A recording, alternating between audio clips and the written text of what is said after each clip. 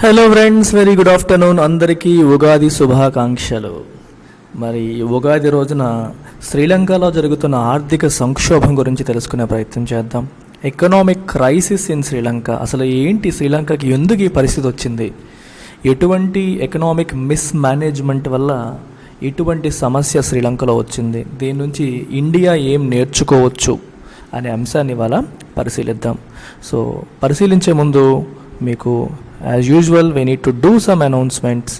మొదటి అనౌన్స్మెంట్ వచ్చేసి చూడండి, యూపీఎస్సీ ఇన్ఫినిటీకి, ఏపీపీఎస్సీ మరియు టీఎస్పీఎస్సీ గ్రూప్ 1కి కొత్త బ్యాచెస్ ప్రారంభించడం అనేది జరిగింది. We have started new batches for UPSC infinity, అంటే కంప్లీట్ సివిల్స్ ప్రోగ్రామ్ అది.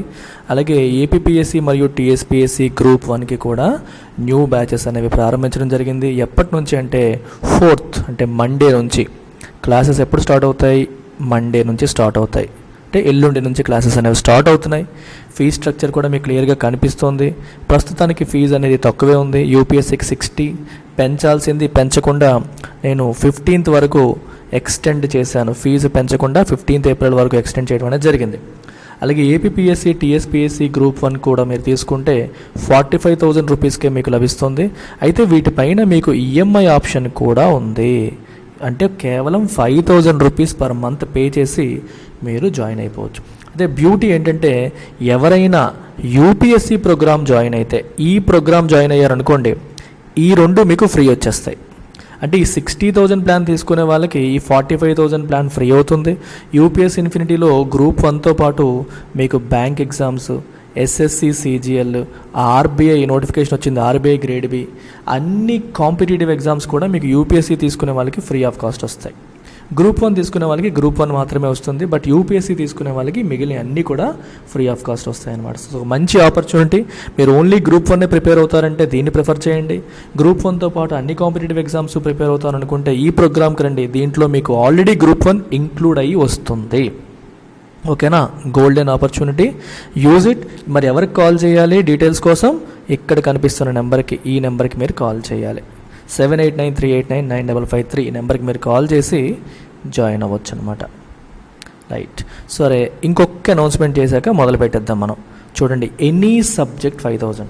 చాలామంది యూపీఎస్సీ ప్రిపరేషన్ చేయాలని ఉంటుంది, కానీ ప్రతి నెల ఈఎంఐ కట్టలేము అనుకునే వాళ్ళకి ఒక మంచి ఆపర్చునిటీ ఇది. ఎందుకంటే మీరు ఏదైనా ఒక సింగిల్ సబ్జెక్ట్తో స్టార్ట్ చేయొచ్చు. మీకు బాగా ఏది భయమో దాంతో స్టార్ట్ చేయండి. ఎకానమీ భయం అనుకోండి, చక్కగా నా కోర్స్ తీసుకోండి. కేవలం 5,000 రూపాయలకే you will get my economy course. History భయం అనుకోండి, సాయిరామ్ సార్ది తీసుకోండి. పాలిటీ అనుకోండి, శ్రీనివాస్ సార్ తీసుకోండి. జాగ్రఫీ అనుకోండి, ప్రసాద్ సార్ తీసుకోండి. మా నలుగురు వీడియోస్ కూడా మీకు యూట్యూబ్లో ఉంటాయి, మీరు చూడొచ్చు. బాగా అర్థమవుతున్నాయి. అందరం కూడా ఒకే రకంగా అర్థమయ్యేలాగా డీటెయిల్డ్గా చెప్తాం. డీటెయిల్స్ కోసం ఈ నెంబర్కి మీరు కాంటాక్ట్ చేయొచ్చు. లేదా 4 తీసుకోవాలన్నా 4x5,000 కేవలం 20,000 రూపాయలు పే చేసి ఈ 4 సబ్జెక్ట్స్కి మీకు లైఫ్ టైం వ్యాలిడిటీతో మీకు యాక్సెస్ అనేది వస్తుంది. నేను ఎప్పుడైనా సరే అవకాశం ఉంటే యూపీఎస్సీ ఇన్ఫినిటీ తీసుకోమనే చెప్తాను. అవకాశం లేని వాళ్ళు సింగిల్ సబ్జెక్ట్తో స్టార్ట్ చేయాలి, లేదా 2-3 సబ్జెక్ట్స్తో స్టార్ట్ చేయాలంటే ఇలా స్టార్ట్ చేయొచ్చు. రేపు పొద్దున్న మీరు అప్గ్రేడ్ అవ్వచ్చా అంటే అప్గ్రేడ్ అవ్వచ్చు. అంటే సింగిల్ సబ్జెక్ట్స్ తీసుకొని రేపు పొద్దున్న ఫుల్ ప్రోగ్రామ్కి అప్గ్రేడ్ అవ్వచ్చు అంటే 100% అవ్వచ్చు. మీరు ఆల్రెడీ కట్టిన ఫీజుని మినహాయించి రిమైనింగ్ ఫీజు కడితే సరిపోతుంది. అర్థమైందా? ఈ డబ్బు మీకు వేస్ట్ అవ్వదు. You can always upgrade to UPSC infinity later on. సరే, విషయంలోకి వచ్చేద్దాం. మీరు వెయిట్ చేస్తూ ఉంటారు, నాకు తెలుసు. ఎకనామిక్ క్రైసిస్ శ్రీలంకలో ఏం జరుగుతుంది అనేది మనం ఒకసారి తెలుసుకునే ప్రయత్నం చేద్దాం. శ్రీలంకలో ఏం జరుగుతుంది? రైట్, శ్రీలంకలో ఒక పెద్ద ప్రాబ్లం ఉందమ్మా. ఏంటి ఆ ప్రాబ్లం అంటే ట్విన్ డెఫిసిట్ ప్రాబ్లం అని చెప్పి అంటున్నాం. ట్విన్ డెఫిసిట్ అంటే 2 కదా ఉండాలి. ఏంటా 2? డెఫిసిట్ అంటే ఉండాల్సిన దానికంటే తక్కువ ఉండడం అని. ఏంటా ట్విన్ డెఫిసిట్? 2 డెఫిసిట్లు ఉన్నాయి. ఒకటి ఫిస్కల్ డెఫిసిట్, రెండవది current account deficit. Fiscal deficit, రెండవది కరెంట్ అకౌంట్ డెఫిసిట్ అన్నమాట.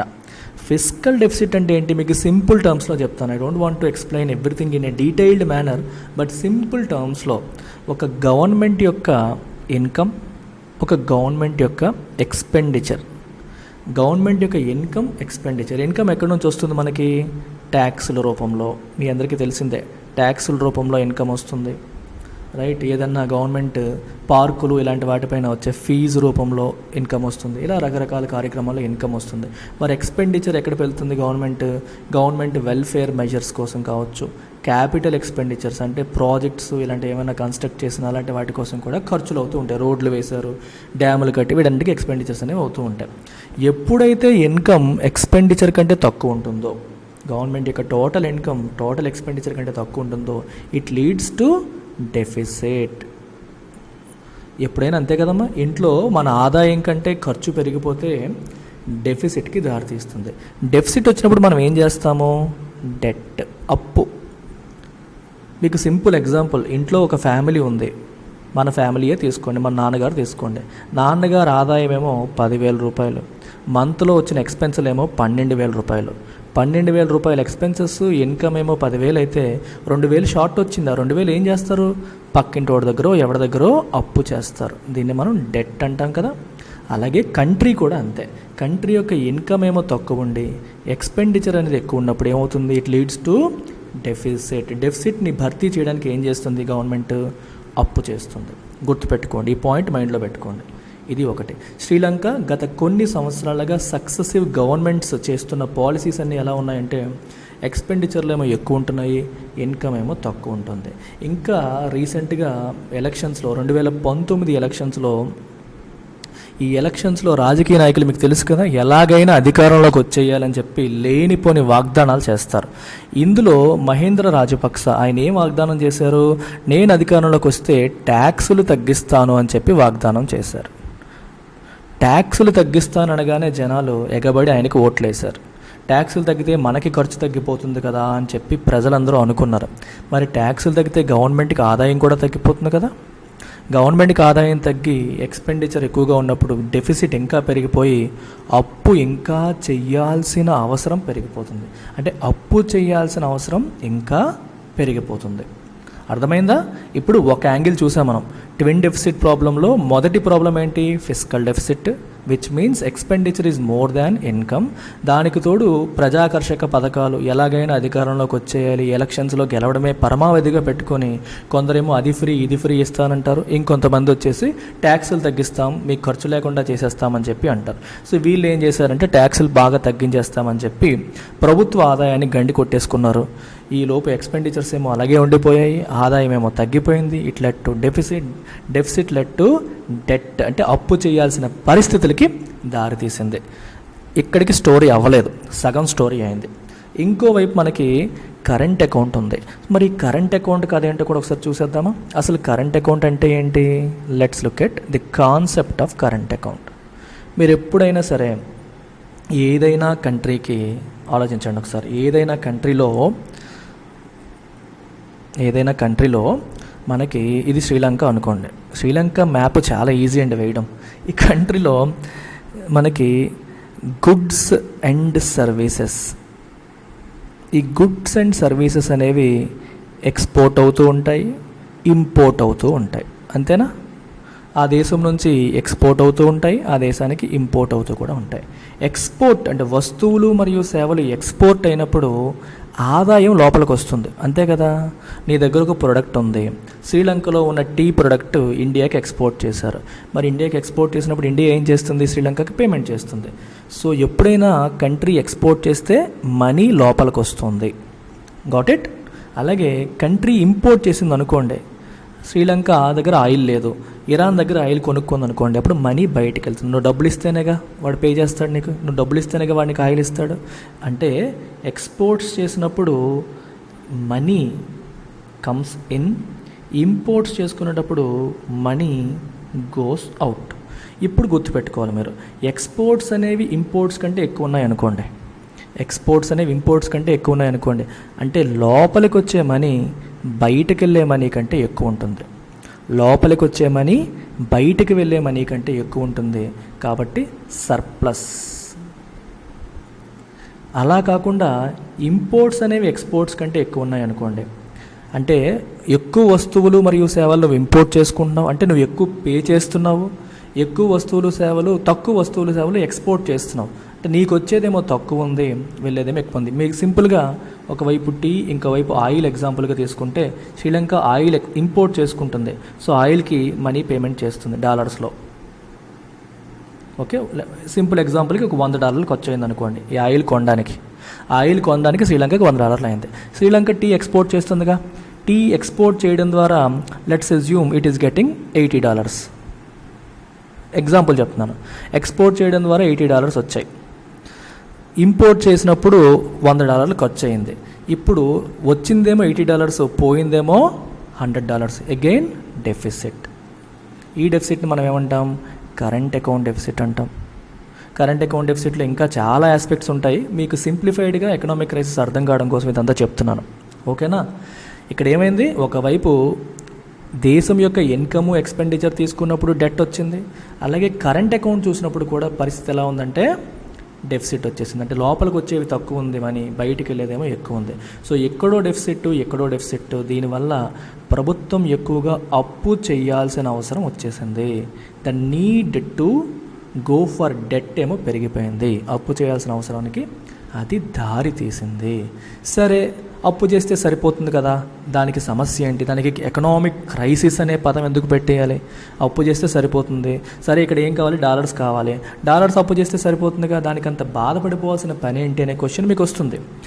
కేర్ఫుల్గా వినండి. ఇక్కడ డాలర్లు అప్పు చేస్తే సరిపోతుంది కరెక్టే, కానీ ఇక్కడ ఇంకొన్ని సమస్యలు వచ్చాయి.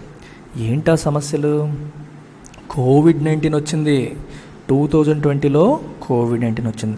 మరి కోవిడ్-19 వస్తే శ్రీలంకకు వచ్చిన కొత్తగా స్పెషల్గా వచ్చిన ప్రాబ్లం ఏంటి? అన్ని దేశాలకి ప్రాబ్లం వచ్చేసింది. శ్రీలంకకి స్పెషల్గా ఒక problem ఏమొచ్చిందంటే, first Sri Lanka depends a lot on tourism industry. Tourism మీద ఎక్కువగా ఆధారపడుతుంది. కోవిడ్-19 ఎప్పుడైతే వచ్చిందో టూరిజం ఇండస్ట్రీ ఒక్కసారిగా దెబ్బతినింది. లాక్డౌన్స్ కదా, ఎవరు శ్రీలంకని విజిట్ చేయడానికి లేదు. ఎప్పుడైతే టూరిజం ఇండస్ట్రీ దెబ్బతినిందో శ్రీలంకకి వచ్చే ఆదాయం, ఇప్పుడు ఫారిన్ కంట్రీస్ నుంచి శ్రీలంకకి ఎవరైనా వచ్చారనుకో డాలర్స్లో కదా పే చేస్తారు, రైట్? అంతేనా? వాళ్ళు ఏం చేస్తారు? ఇప్పుడు ఇండియా నుంచి కానీ అమెరికా నుంచి కానీ ఎవరైనా శ్రీలంక వచ్చారనుకోండి, వాళ్ళు ఏం చేస్తారు? శ్రీలంక సెంట్రల్ బ్యాంక్ ఆఫ్ శ్రీలంకకి వెళ్ళి వాళ్ళ దగ్గర ఉన్న డాలర్స్ ఇచ్చేసి శ్రీలంకన్ రూపీస్ని తీసుకుంటారు. LKR లంకన్ రూపీస్ని తీసుకుంటారు. ఈ శ్రీలంకన్ రూపీస్ యూజ్ చేసి శ్రీలంకలో టూరిజం ఆ ఊర్లో ఉన్న ప్లేస్లన్నీ తిరుగుతారు. సో ఎవరైనా బయట దేశాల నుంచి లోపలికి వచ్చినప్పుడు వాళ్ళ దగ్గర ఉన్న కరెన్సీ ఇచ్చి లోకల్ కరెన్సీని కొనుక్కుంటారు. ఇలా ఈ ప్రాసెస్లో ఏమవుతుంది? ఈ ఫారిన్ కరెన్సీ అనేది వీళ్ళ చేతిలోకి వస్తూ ఉంటుంది. టూరిజం ఇండస్ట్రీ ఎప్పుడైతే పడిపోయిందో టూరిజం ద్వారా వచ్చే ఫారిన్ కరెన్సీ ఏమైపోయింది? తగ్గిపోయింది.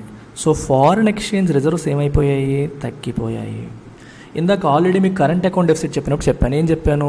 ఇంపోర్ట్స్ అనేవి ఎక్స్పోర్ట్స్ కంటే ఎక్కువ ఉంటున్నాయి, విచ్ మీన్స్ బయటికి వెళ్తున్న డాలర్లు ఎక్కువ ఉన్నాయి, లోపలికి వస్తున్న డాలర్లు తక్కువ ఉంటున్నాయి. దీనివల్ల కూడా ఫారిన్ ఎక్స్చేంజ్ రిజర్వ్స్ ఏమవుతున్నాయి? తగ్గుతున్నాయి.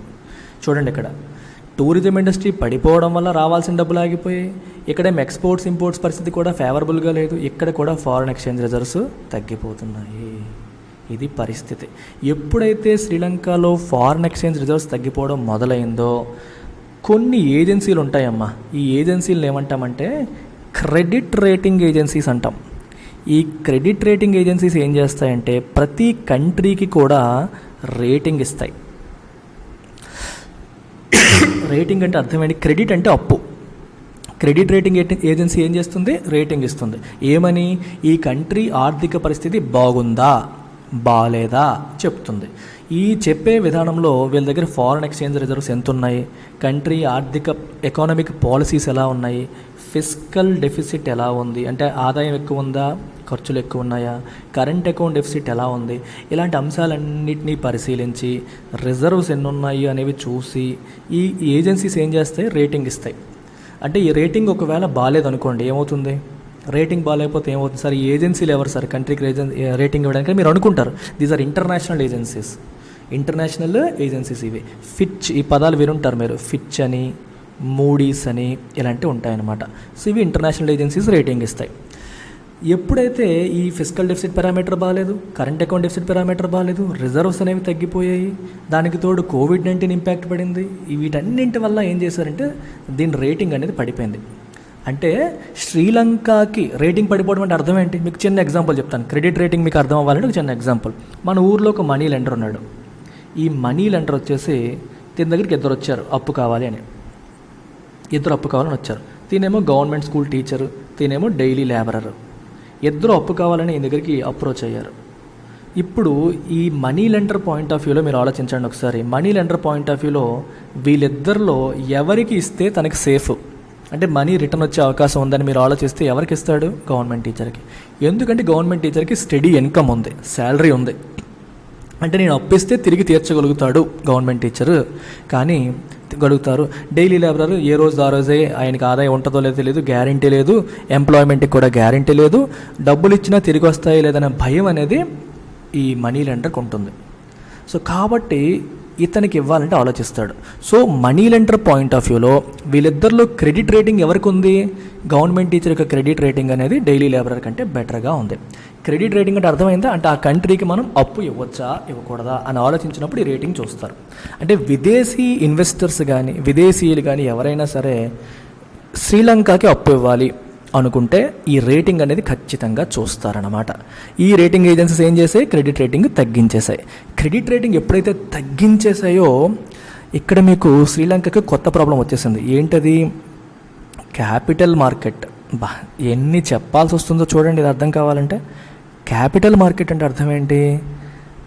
క్యాపిటల్ అంటే మూలధనం. ఇక్కడ రకరకాల మీనింగ్స్ వస్తుంది. ఇక్కడ క్యాపిటల్ అంటే మూలధనం అని కాదు. ఇప్పుడు శ్రీలంకకి మనీ కావాలి. మనీ కావాలంటే శ్రీలంక ఏం చేస్తుంది? జనరల్గా ఏదైనా కంట్రీ మనీ కావాలంటే ఏం చేస్తుంది? ఇట్ ఇష్యూస్ బాండ్స్ని ఇష్యూ చేస్తుంది. బాండ్స్ ఎలా ఫంక్షన్ అవుతాయి కూడా ఒకసారి చూసేద్దాం. టూ మెనీ థింగ్స్ వస్తున్నాయి ఇక్కడ, కానీ తప్పదు, ఇవన్నీ తెలిస్తే కానీ మీకు అర్థం కాదు. So I want you to understand how A bond works. అంటే కంట్రీ అప్పు చేసే విధానం చెప్తున్నాను ఇప్పుడు. కంట్రీ అప్పు చేయాలంటే ఏం చేస్తుంది? బాండ్స్ ఇష్యూ చేస్తుంది. బాండ్ అంటే ఏంటి అసలు? Bond is an agreement. అంటే బాండ్ అనేది ఒక పేపర్ అనుకోండి, ఒక డాక్యుమెంట్ అనుకోండి, రైట్? బాండ్లో ఏముంటుంది? ఫేస్ వాల్యూ ఉంటుంది. అంటే ఎంతకి నేను ఈ బాండ్ ఇష్యూ చేస్తున్నాను, అలాగే కూపన్ రేట్, ఎంత వడ్డీ ఇస్తాను, మెచ్యూరిటీ పీరియడ్, ఎన్నాళ్ళ వరకు ఇది వ్యాలిడ్. ఎగ్జాంపుల్ తీసుకుంటే ఒక 10,000 రూపాయలకి నేను బాండ్ ఇష్యూ చేస్తున్నాను. బాండ్ ఇష్యూ చేస్తున్నాను అంటే అర్థం ఏంటి మీకు చెప్తాను. 10,000 రూపాయలకి బాండ్ ఇష్యూ చేస్తున్నాను, దీని మీద 8% వడ్డీ ఇస్తాను, 5 సంవత్సరాల్లో మెచ్యూర్ అవుతుంది అని గవర్నమెంట్ చెప్పినట్టు అనమాట. అంటే దాని అర్థం ఏంటి? సింపుల్గా చెప్పాలంటే గవర్నమెంట్ ఏం చేస్తుంది? అప్పు చేస్తుంది. గవర్నమెంట్ సింపుల్గా అప్పు చేస్తుంది. అరే బాబు, నాకు 10,000 రూపాయలు ఇవ్వు, నీకు సంవత్సరానికి 8% వడ్డీ ఇస్తాను, 5 సంవత్సరాల తర్వాత నీ అసలు కూడా తీర్చేస్తాను అని చెప్పినట్టు. బాండ్ ఇష్యూ చేయడం అంటే మీనింగ్ అది. ఏ కంట్రీ అయినా సరే అప్పు చేయాలనుకున్నప్పుడు వాళ్ళు ఏం చేస్తారు? They issue something called bonds అనేవి ఇష్యూ చేస్తారు. ఈ బాండ్స్ అనేవి డొమెస్టిక్ మార్కెట్ అంటే ఆ దేశంలోనే ఇష్యూ చేస్తారు. కొన్నిసార్లు దేశ ప్రజల దగ్గర అంత డబ్బు ఉండనప్పుడు ఇంటర్నేషనల్ మార్కెట్లో కూడా ఇష్యూ చేస్తారు. ఇంటర్నేషనల్ బాండ్స్ అంటాం అనమాట. ఇంటర్నేషనల్ సోవరీన్ బాండ్స్ అంటే కంట్రీలు ఇష్యూ చేస్తామని సోవరీన్, ISB అంటారు. ఇలా ఇష్యూ చేస్తూ ఉంటారు. మీకు అర్థమైందా? శ్రీలంకకి ఇప్పుడు ఇప్పటివరకు మనం ఏం తెలుసుకున్నాం? అప్పులు పాలైపోయిందని తెలుసుకున్నాం. ఎందువల్ల? ఫిజికల్ డెఫిసిట్ వల్ల, కరెంట్ అకౌంట్ డెఫిసిట్ వల్ల. ఫారెన్ ఎక్స్చేంజ్ రిజర్వ్స్ బాగా తగ్గిపోయాయి, ఇబ్బందుల్లో ఉంది. ఫారెన్ కరెన్సీ కావాలి ఇప్పుడు శ్రీలంకకి. శ్రీలంకన్ రూపీస్ ఉంటే సరిపోదు, ఫారెన్ కరెన్సీ కావాలి. అందుకని ఏం చేస్తుంది? డాలర్స్లో అప్పు చేసుకుందామని చెప్పి శ్రీలంక ప్రయత్నం చేస్తుంది. రూపాయల్లో కాదు, శ్రీలంకన్ రూపీస్లో కాకుండా డాలర్స్లో అప్పు చేయాలని చెప్పి ఇంటర్నేషనల్ సోవరీన్ బాండ్స్ ఇష్యూ చేద్దామని ప్రయత్నం చేస్తుంది. అన్ఫార్చునేట్లీ ఈ ముందేం జరిగింది? ఈ క్రెడిట్ రేటింగ్ ఏజెన్సీస్ ఉన్నాయి చూసారు, ఇవేం చేసాయి? దాని యొక్క రేటింగ్ని పడగొట్టేశాయి. ఎందుకు తగ్గించేసాయి? ఫిజికల్ డెఫిసిట్ ఎక్కువ ఉంది, అంటే గవర్నమెంట్ సరిగ్గా ఎకానమీని మేనేజ్ చేయట్లేదు. ఆదాయం తక్కువేమో, ఎక్స్పెన్సెస్ ఏమో ఎక్కువ ఉన్నాయి, ఆదాయం ఏమో తక్కువ ఉంది, ఎక్స్పెండిచర్ ఏమో ఎక్కువ ఉంది. అది బాగాలేదు. రెండోది కరెంట్ అకౌంట్ డెఫిసిట్ ఎక్కువగా ఉంది, ఫారెన్ ఎక్స్చేంజ్ రిజర్వ్స్ తగ్గిపోయాయి. ఇన్ని ప్రాబ్లమ్స్లో ఉంది కాబట్టి వీళ్ళేమో రేటింగ్ బాగా తగ్గించేశారు. ఎప్పుడైతే రేటింగ్ తగ్గిపోయిందో వీళ్ళకి అప్పు పుట్టడం కష్టం అయిపోయింది. అంటే బయట దేశాలు వీళ్ళకి అప్పులు ఇవ్వడం లేదా వీళ్ళు బాండ్స్ ఇష్యూ చేస్తున్నా సరే కొనేవాళ్ళు లేకుండా అయిపోయింది. సో దీనివల్ల ఏమైంది? వీళ్ళకి ఫారెన్ ఎక్స్చేంజ్ అవసరం ఉంది కానీ రావట్లేదు. ఫారెన్ ఎక్స్చేంజ్ అవసరం ఉంది కానీ పుట్టట్లేదు, ఎవరు కొనట్లేదు అనమాట. ఇది శ్రీలంక ఫేస్ చేస్తున్న అతిపెద్ద ప్రాబ్లం. ఇది శ్రీలంక ఫేస్ చేస్తున్న అతిపెద్ద సమస్య అనమాట. అర్థమైందా? స్టోరీ మొత్తం మీకు అర్థమైందా? ఎక్కడి నుంచి మొదలు పెట్టాం, ఎక్కడి వరకు వచ్చాం? ఫారెన్ ఎక్స్చేంజ్ అవసరం ఉంది కానీ పుట్టట్లేదు. అది శ్రీలంక ఫేస్ చేస్తున్న ప్రాబ్లం. సరే సార్, శ్రీలంకలో ఫారెన్ ఎక్స్చేంజ్ రిజర్వ్స్ తగ్గిపోయాయి, వాళ్ళకేమో అప్పు పుట్టట్లేదు. ఇంతకుముందు చేసిన అప్పులకి పేమెంట్లు చేయాలి. ఇంతకుముందు చాలా అప్పులు చేసి ఉంటారుగా, ప్రతి దేశం కూడా అప్పులు చేసి ఉంటుంది. మరి ఆ అప్పులకి పేమెంట్లు చేయాల్సిన అవసరం ఉంది. సో ఈ సంవత్సరం చేయాల్సిన పేమెంట్లే చాలా ఉన్నాయి. ఆల్మోస్ట్ $4 బిలియన్ వరకు పేమెంట్లు చేయాలి. కానీ శ్రీలంక దగ్గర ప్రజెంట్ ఉన్నది $2.3 బిలియన్ మాత్రమే. రిజర్వ్స్ ఏమో తక్కువ ఉన్నాయి, చెయ్యాల్సిన పేమెంట్లేమో పాత అప్పులకి తీర్చాల్సిన పేమెంట్లేమో ఎక్కువ ఉన్నాయి. మరి చెయ్యలేకపోయింది అనుకోండి, ఏమవుతుంది? ఇంకా డిఫాల్ట్ చేసింది, అంటే కంట్రీ కంప్లీట్గా డిఫాల్ట్ చేసింది, అప్పు తీసుకొని ఎగ్గొట్టేసింది అనే ముద్ర పడుతుంది. ఇంకా శ్రీలంకకి ఎవరు ఏ దేశం కూడా ఎప్పుడు సహాయం చేయకుండా పోతుంది. ఇలాంటి పరిస్థితిలో శ్రీలంక ఉంది. ఇలాంటి పరిస్థితుల్లో ఏం చెయ్యాలి అనేది కొంచెం పక్కన పెట్టి ఇంకో విషయాన్ని గమనిద్దాం. సార్ ఇదంతా పక్కన పెట్టండి, శ్రీలంకలో రేట్లు బాగా పెరిగిపోయి అంటున్నారు, పాల పొడి పెరిగిపోయింది, ఆయిల్ పెరిగిపోయింది, ఇవన్నీ ఎందుకు వచ్చాయి సార్? ఎకనామిక్ క్రైసిస్కి ఇప్పుడు మీరు చెప్పిన దానికి వాటికి సంబంధం ఏంటి అనే క్వశ్చన్ కూడా మీకు వస్తుంది. దాని గురించి కూడా కొంచెం మాట్లాడిద్దాం ఒకసారి. ఈ మధ్యలో లాస్ట్ ఇయర్ ఏం జరిగిందంటే శ్రీలంక కొన్ని వేషాలు వేసింది. వేషాలంటే ఆర్గానిక్ ఫార్మింగ్ అని చెప్పి అందరూ మాట్లాడుకుంటాం కదా, అది స్లోగా వెళ్తే బాగుంటుంది. శ్రీలంక ఏం చేసిందంటే ఆల్ టుగెదర్ కెమికల్ ఫెర్టిలైజర్స్ని బ్యాన్ చేసేసింది. బ్యాన్ చేసేసింది. అంటే శ్రీలంకలో ఈ ఫెర్టిలైజర్స్ అనేవి వాడకూడదు అని ఆల్ టుగెదర్ బ్యాన్ చేసేసింది. ఎప్పుడైతే ఆల్ టుగెదర్ బ్యాన్ చేసేసిందో కంప్లీట్గా ఆర్గానిక్ పద్ధతిలోనే పంటలు పండించాలని చెప్పడం జరిగింది. విచిత్రం ఏంటంటే ఆర్గానిక్ ఫార్మింగ్ చేసినప్పుడు అవుట్పుట్ తగ్గిపోయింది. శ్రీలంకలో పంట దిగుబడి ఈల్డ్ అనేది బాగా తగ్గిపోయింది.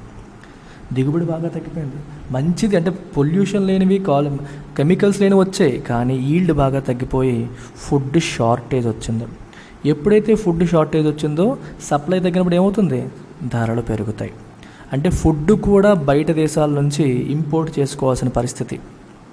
ఇంకోవైపు ఫ్యూయల్ ఆల్రెడీ ఇంపోర్ట్ చేసుకోవాల్సిన పరిస్థితి. మీకు అర్థమైందా?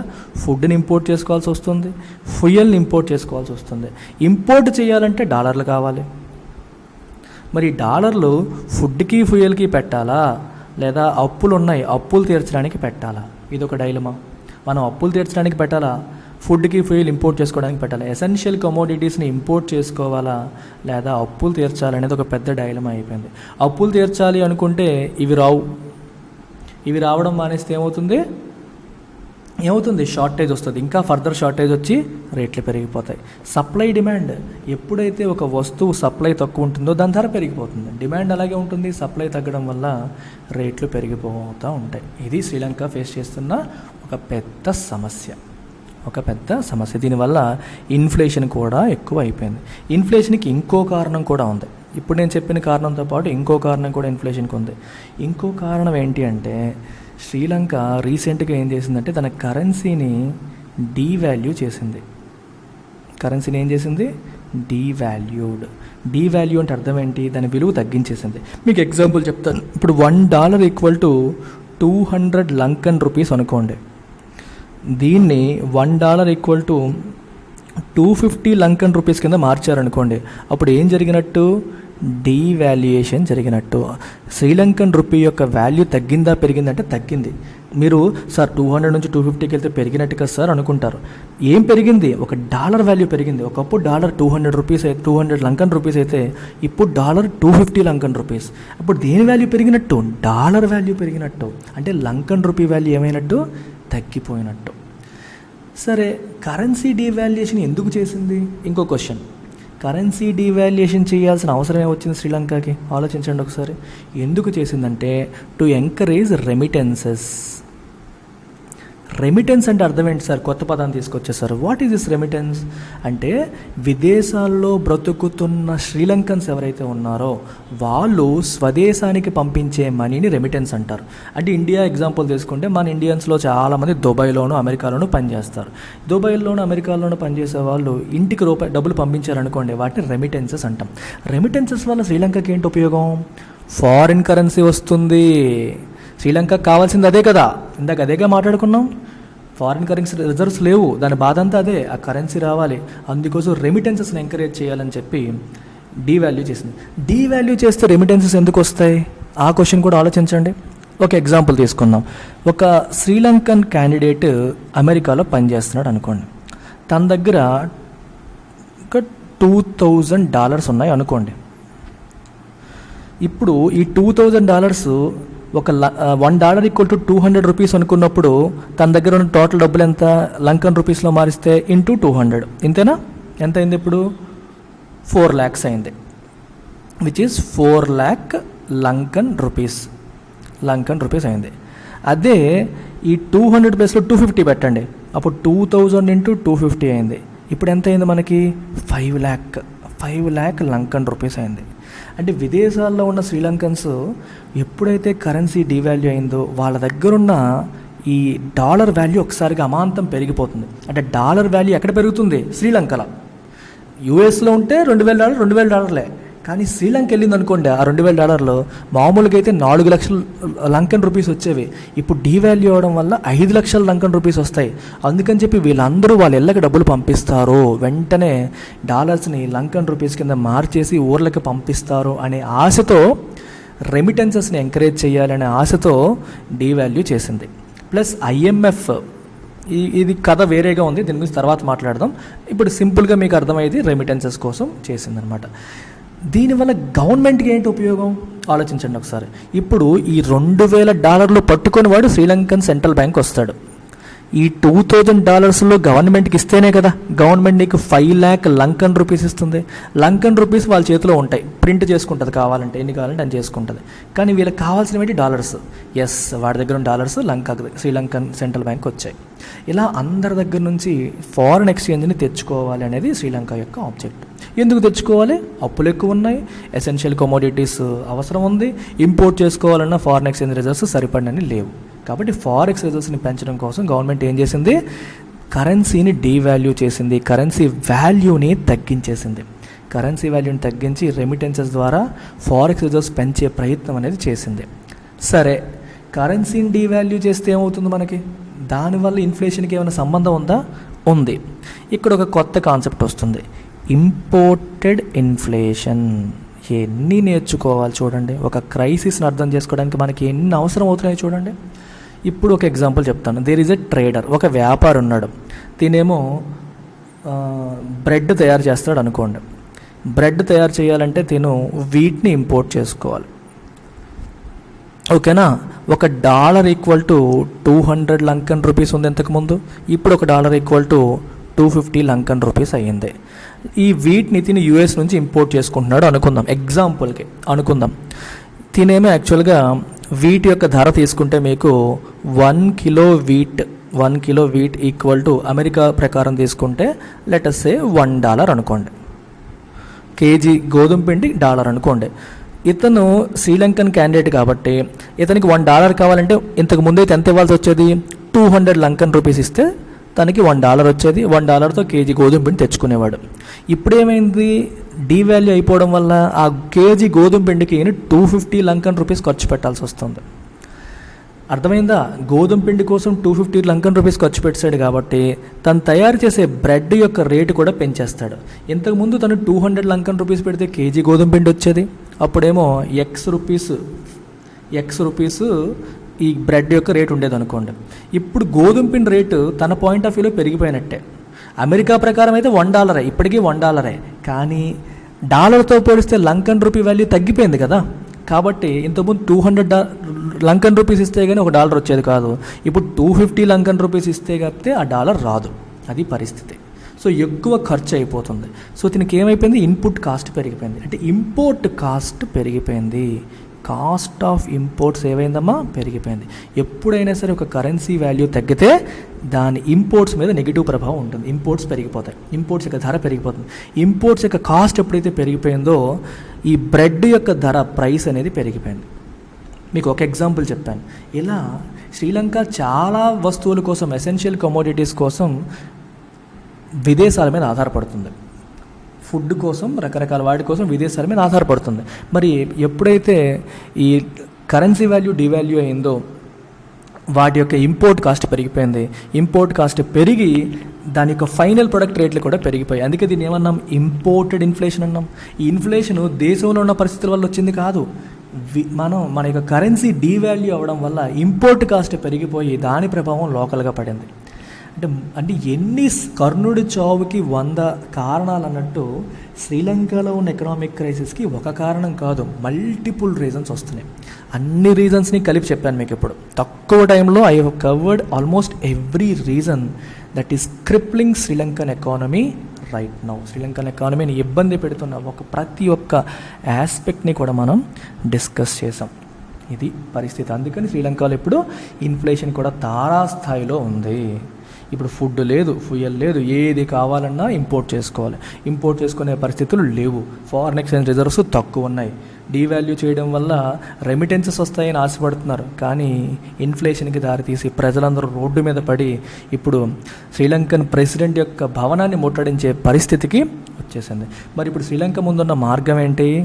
IMF, ఇంటర్నేషనల్ మానిటరీ ఫండ్ని అప్రోచ్ అవ్వాలి. అప్పుడు ఇంటర్నేషనల్ మానిటరీ ఫండ్ ఏం చేస్తుంది? కండిషన్స్ పెడుతుంది. వాళ్ళు చెప్పినట్టుగా కండిషన్స్ అన్నిటినీ ఫాలో అవ్వాలి. ఎలాంటి కండిషన్స్ పెడుతుంది? ట్యాక్స్లు బాగా తగ్గించారు, పెంచండి. ఇంటర్నేషనల్ మార్కెట్తో మీరు లింక్ అవ్వండి, ట్రేడ్ చెయ్యండి. ఇలా రకరకాల కండిషన్స్ పెడుతుంది. ఈ కండిషన్స్ అన్నిటికీ శ్రీలంక ఓకే అంటే IMF will extend A loan to Sri Lanka. శ్రీలంకకి loan ఇస్తుంది. ఆ చెప్పిన మాటలన్నీ వింటే శ్రీలంకన్ ఎకానమీ మళ్ళీ దారిలోకి వచ్చే అవకాశం అనేది ఉంది. ఈలోపు Sri Lanka India help, China help కూడా తీసుకుంటుంది. చైనా కూడా వీలైనంత సహాయం చేస్తుంది అప్పు రూపంలో, ఇండియా కూడా వీలైనంత సహాయం చేస్తుంది. This is all about the economic crisis in Sri Lanka. మరి ఇండియాలో ఇలాంటి పరిస్థితి రాకుండా ఉండాలంటే ఏం చెయ్యాలి? డెఫిసిట్స్ అనేవి కంట్రోల్లో ఉండాలి. అంటే ఎప్పుడు కూడా ఉచితం అని చెప్పి కానీ, ట్యాక్సులు తగ్గించేస్తాం, ప్రజాకర్షక పథకాలు ఎక్కువగా ఇస్తామని చెప్పి ప్రభుత్వం యొక్క ఆదాయం తగ్గే కార్యక్రమాలన్నీ చేసి ఇన్కమ్ బాగా తగ్గించేసుకొని ఎక్స్పెండిచర్స్ బాగా పెంచుకుంటూ వెళ్తే అప్పుల పాలైపోతాం. అప్పుల పాలైనప్పుడు ఎక్స్టర్నల్ డిపెండెన్సీ కూడా మొదలైందనుకోండి, మనకి కూడా ఇలాంటి క్రైసిస్ వచ్చే అవకాశం ఉంది. 1980s ఇండియా కూడా ఇలాంటి తప్పులే చేసింది.